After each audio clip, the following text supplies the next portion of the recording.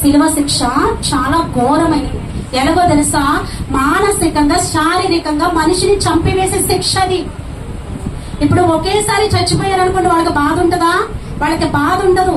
కానీ శిలువ శిక్ష అంట మానసికంగా శిక్షించి చంపేసే శిక్ష అంటది. శిలువ మీద ఉన్న వాళ్ళు 1 గంటలో చచ్చిపోయేది కాదంట. కొన్ని సందర్భాల్లో కొన్ని గంటల టైం పడుతుందంట, కొన్ని సందర్భాల్లో కొన్ని రోజుల టైం పడుతుందంట. అసలు శిలువ శిక్షకి గురయ్యే వ్యక్తులు ఎవరో తెలుసా? నరహంతకులు, దుర్మార్గులు, రాజ్యం మీద తిరుగుబాటు చేసేవారు. ఇప్పుడు రోమన్ సామ్రాజ్యం ఏలుబడి చేస్తున్న టైంలో ఆ రోమన్ సామ్రాజ్యం మీదకి ఎవరైనా తిరుగుబాటు చేస్తే వాళ్ళని తీసుకెళ్లి సిలువేసేవారు. బర్బా గురించి మనందరికీ తెలుసు కదా.